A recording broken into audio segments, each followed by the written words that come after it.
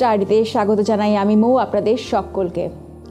আজকে এই আসরে পেয়ে গেছি সেই মানুষটিকে who is one of the most sought after orthopaedic joint replacement surgeon in Kolkata. That's right, আমি কথা বলছি doctor Manoj Kumar Khemani. Welcome doctor. Hello.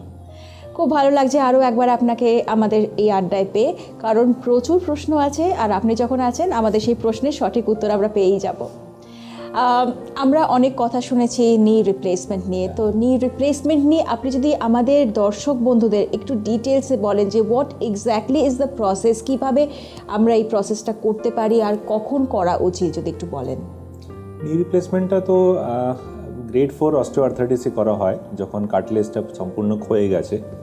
So basically এখানে যদি আমি দেখি, এইটা আমাদের নর্মাল হাঁটু, এটা খুব স্মুথ চকচকে, এই যে ব্লু রঙের এটা কার্টিলেজটা দেখা যাচ্ছে, এই কার্টিলেজটা এরকম থাকে নর্মালি।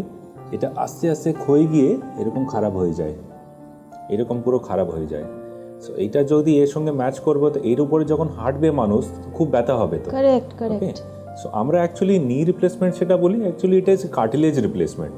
আচ্ছা, তো এই যে কার্টিলেজ লেয়ারটা আছে সেটা রিপ্লেস করে একটা মেটালিক প্রসেসেস দিয়ে বসে দিচ্ছি, তার ফলে এটা বোন টু বোন ঘষা খাবে না।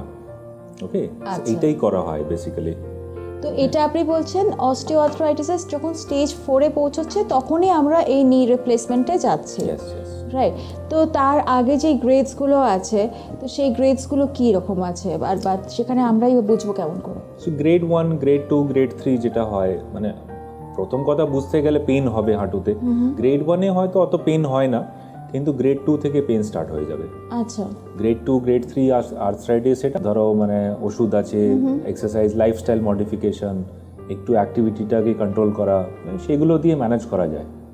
তো আইডিয়ালি এই যে আপনি বলছেন যে গ্রেড 1-এ শুধুমাত্র পেন থাকে কিন্তু খুব একটা বেশি পেন থাকে না, কারণ আমরা অনেক সময় কী হয়, পেনটা হয় কিন্তু ওভারলুক করে যায়, কারণ মনে হয় যে সাধারণ একটা ব্যথা, তো কোনো ব্যাপার না, একটুখানি কয়েকটা দিন আমরা ম্যানেজ করে নিই। বাট গ্র্যাজুয়ালি ওই ব্যথাটাকে ইগনোর করতে করতে একটা জায়গায় যেতে পারি যেখানে আমাদের এই স্টেজে আমরা পৌঁছে যেতে পারি, আপনি বলছেন। সো এই অপারেশনটা যখন হচ্ছে আমাদের নি রিপ্লেসমেন্টের, what are the dos don'ts, বা কী কী তার আগে করা উচিত বা তারপরেও কী কী করা উচিত? নি রিপ্লেসমেন্ট আগে তো ফিজিওথেরাপি করা খুব জরুরি।